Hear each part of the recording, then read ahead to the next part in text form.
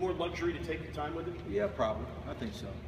It'll be interesting when we start practice and to see, you know, the cream always rises to the top, it always does. And sometimes you think one guy may be in front of another guy, and then you realize it doesn't work that way, you know. So I'm sure Sean's going to be competing just like Maverick, and, you know, to try to find some time right now and get on the floor and play.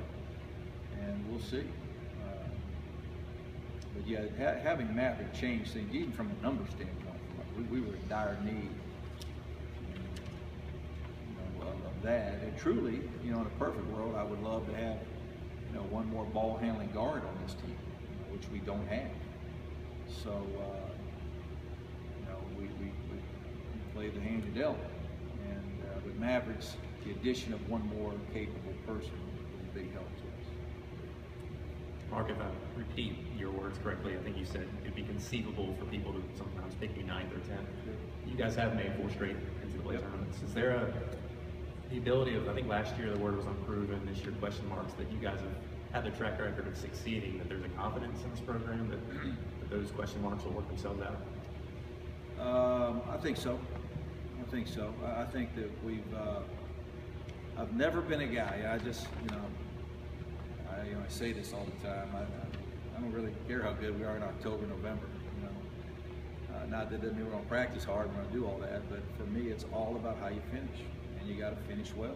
And so, does the last 4 years give us confidence? I think sure it does.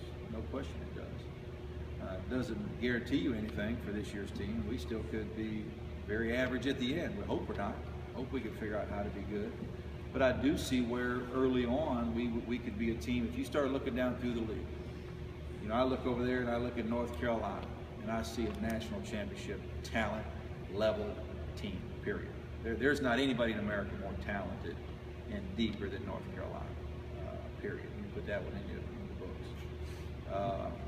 Duke's obviously going to be very good. Virginia's got a lot of guys back. Louisville should be good. I look at Miami and Florida State, both with a ton of returning players that I think both Miami and Florida State are going to be really, really good this year.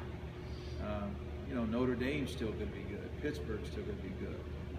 I go down through the league, and so you start looking down there and you say, okay, where are we right here today? And we could be behind a lot of teams.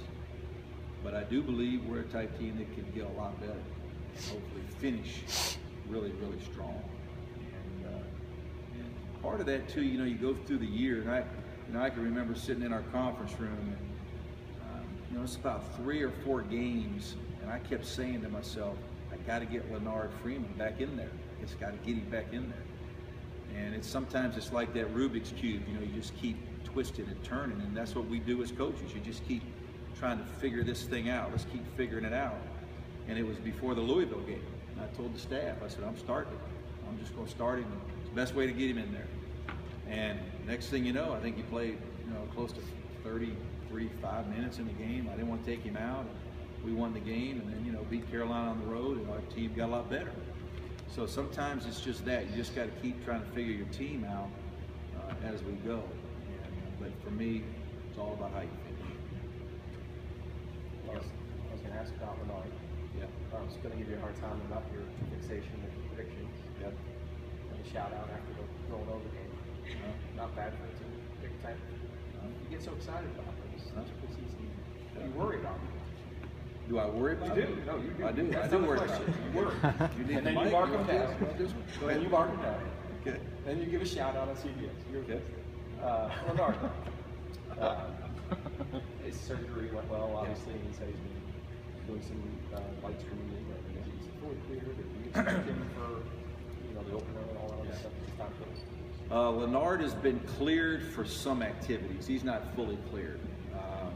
He can't go through a 2-hour practice next week.